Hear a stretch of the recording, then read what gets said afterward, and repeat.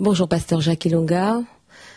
Vous êtes le pasteur de l'église Arche de la Gloire de l'Éternel, en Belgique et dans le monde. Nous avions envie d'en savoir un peu plus sur la vision que vous avez reçue du Seigneur pour cette communauté en particulier. Bonjour Alice. La première des choses, c'est que j'aimerais lire un petit passage dans les Écritures, notamment le psaume 103. Et il y a le verset 7 qui dit ceci, en parlant de Dieu, qu'il a manifesté ses voies à Moïse, ses œuvres aux enfants d'Israël. Dieu avait donné une vision à Moïse. Et naturellement, une vision, lorsqu'elle est commencée, elle devient une mission. La question que l'on peut se poser aujourd'hui est de savoir combien de gens aujourd'hui marchent dans les voies du Seigneur. Sinon, tout le monde se contente des œuvres qu'il a manifestées à Israël. Le drame, c'est que, bien qu'Israël ait vu les œuvres de Dieu dans le désert, mais combien sont arrivés dans la terre promise? La vision de Dieu qu'il a donnée à l'Arche, notre Église, notre communauté,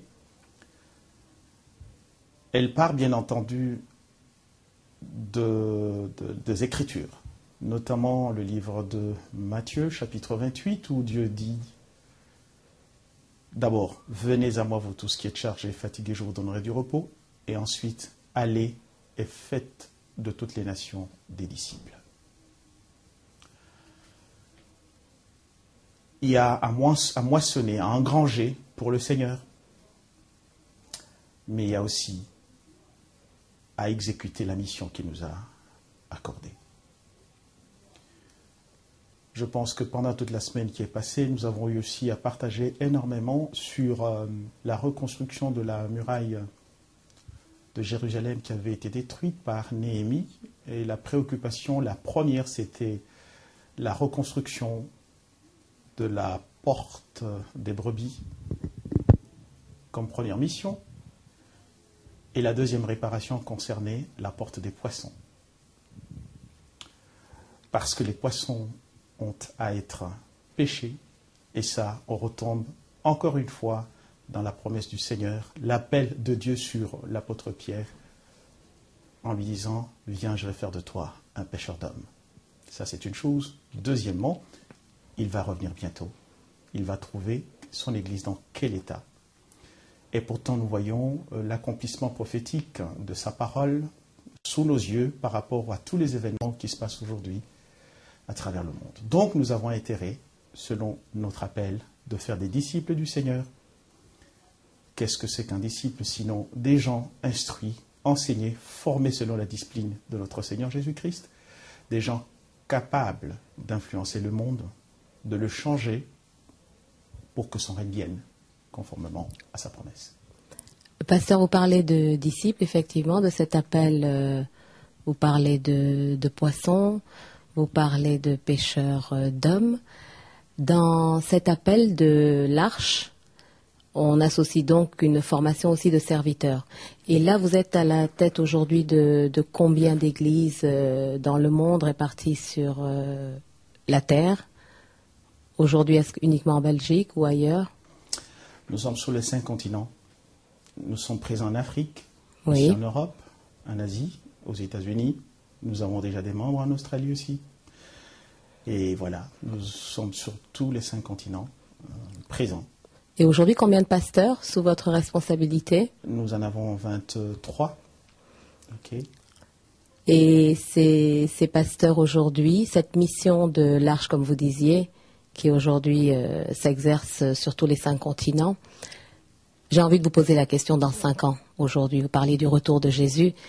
Si dans 5 ans, aujourd'hui, vous deviez vous projeter, aujourd'hui en tant que pasteur à la tête de cette communauté et la communauté en elle-même, où vous voyez-vous dans 5 ans, aussi bien au niveau spirituel qu'organisationnel? Je comprends bien la question. Je crois que la toute première préoccupation, c'est d'abord de former et d'amener l'Église à la maturité.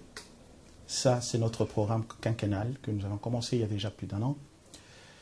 Et en même temps que nous formons, nous essayons de conduire l'Église à la maturité. Il y a des problèmes organisationnels liés à l'exécution des projets qui se forment. Et nous essayons d'harmoniser, disons, ces deux choses en même temps, parce que la vision, elle n'est pas statique, elle est dynamique, elle avance. Tout à fait. Justement, dans cette vision dans ce plan de gestion, d'organisation, je suppose que l'Église est structurée. Il y a une assemblée, c'est sûr, qui est enseignée. Nous voyons vous-même que vous annoncez Christ, vous l'honorez, vous le servez. Et quand l'Église est enseignée, elle est enseignée dans une structure avec plusieurs secteurs. Ça s'organise concrètement comment? Les jeunes sont enseignés en même temps que les hommes, les femmes, les adultes. Concrètement, comment ça se passe? Très bien. Au fait, il faut d'abord savoir que Dieu n'agit pas en fonction d'une structure humaine. Il agit en fonction de sa vision. Okay? Mais pour atteindre ces objectifs, on a besoin d'organisation, bien entendu. Mais s'organiser comment? D'abord, ce qui soutient l'Église, c'est le groupe des femmes, le groupe d'hommes, le groupe de serviteurs, mais bien entendu aussi le groupe de jeunes, la jeunesse. Qu'est-ce qui est mis en place pour cette jeunesse en particulier? Pour cette jeunesse, de manière particulière, nous avons créé un cadre d'épanouissement pour eux, parce que d'abord, c'est l'Église de demain. Donc, pour qu'elle soit vraiment capable de reprendre le flambeau, de prendre le relais, parce que vous savez, la vision de Dieu, comme disent les Écritures, ses desseins durent de génération en génération. Et la vision de Dieu n'est jamais une petite vision, donc elle doit s'accomplir sur plusieurs générations, et nous le comprenons très très bien.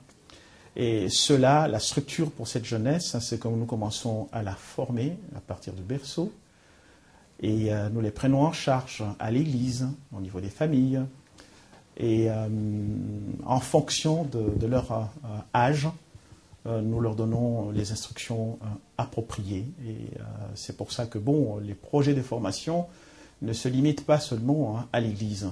Ils vont beaucoup plus loin, à long terme, bien entendu.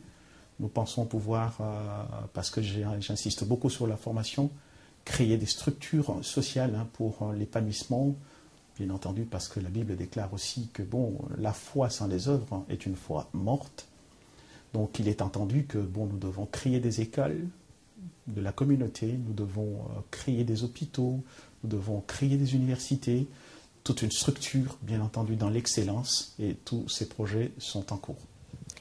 Et c'est justement cela que j'aimerais avoir des précisions. Pasteur, l'apport de l'Arche aujourd'hui se situe, vous l'avez dit, pour la jeunesse, préparer la relève. Est-ce qu'au niveau du corps du Christ, l'Arche y participe, l'Arche apporte, l'Arche reçoit? Comment vous travaillez avec le corps du Christ? Comment se manifeste cette collaboration? D'abord, il faut savoir une chose, c'est que chaque appel a une mesure de la grâce qui est tout à fait différente d'un autre appel. Okay? Mais nous devons travailler dans un esprit du corps, parce que il n'y a aucun organe à l'intérieur du corps qui peut prétendre se suffire. C'est pas possible. Donc voilà. Alors ceci fait que nous travaillons, nous collaborons en partenariat avec d'autres appels, d'autres ministères, dans la même vision avec le Seigneur, qui pense comme nous, et nous nous complétons énormément à ce point de vue. Et aujourd'hui, l'Arche travaille sur le site. Il y a donc une mise en place, une visibilité. Est-ce pour faire comme tout le monde que l'Arche s'aligne ou avec des objectifs bien définis? C'est avec des objectifs bien définis, donc des objectifs qui concordent parfaitement à notre appel. Pourquoi? Parce que, imaginez qu'aujourd'hui, lorsqu'on regarde le christianisme, il est beaucoup plus axé sur les besoins de l'homme plutôt que sur la prédication du Christ ressuscité et sur le salut des âmes. Voilà. Alors, à ce point de vue, je pense que, et en fonction de notre appel, j'insiste, nous devons nous démarquer. Okay? L'appel de Dieu pour nous, c'est celui-là aussi. C'est cela la particularité de l'Arche. Exactement. Et aujourd'hui, quel message vous avez à donner à vos enfants répartis dans le monde entier sur les 5 continents? Je pense l'avoir déjà dit plusieurs fois que la première des choses, lorsqu'il y a une vision, il y a un objectif à atteindre de la part du Seigneur, pour l'atteindre, outre la foi, il faut la persévérance il faut l'ordre, il faut la discipline aussi. Donc ne pas regarder les choses avec les yeux physiques, ne pas travailler selon la réalité qui vous dit que telle chose peut ne pas marcher parce que vous le voyez comme ça, mais travailler selon la vérité. La vérité, c'est la parole de Dieu. Voilà.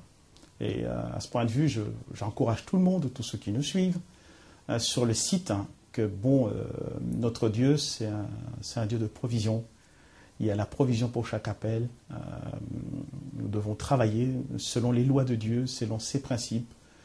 Parce que, bien entendu, comme il dit lui-même, lorsque j'ai donné le pouvoir aux lois du ciel, où est-ce que vous étiez? Et en plus, il dit, c'est moi qui ai tracé la route à l'éclair, entre autres choses aussi, que c'est lui qui arrête l'orgueil des flots de la mer. Donc, il faut vraiment travailler en obéissance à sa parole, pas à pas, sans précipitation. Et voilà, nous voyons les choses de cette manière dans toute la communauté. Pasteur, aujourd'hui on prêche la bonne nouvelle un peu partout, le message de Christ est annoncé.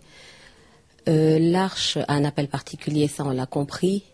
Pour vous, qui est Jésus-Christ et pour la communauté de l'Arche? D'abord, il est le Rédempteur. Un message très simple. Toute la création, c'est du chapitre 1er au chapitre 3 du livre de la Genèse dans la Bible. À partir du chapitre 4 jusqu'à la fin, on ne parle que de la rédemption. Et il n'y a pas de rédemption sans Rédempteur. C'est vous dire que la vie, il n'y a pas de salut en dehors de Christ et Jésus. Et comment vivre sans Christ? Comment est-ce possible? Lui qui est créateur de toutes choses, toutes choses ont été créées par lui et pour lui. C'est pour dire que Christ, c'est ma vie. Et Christ, c'est la vie de la communauté.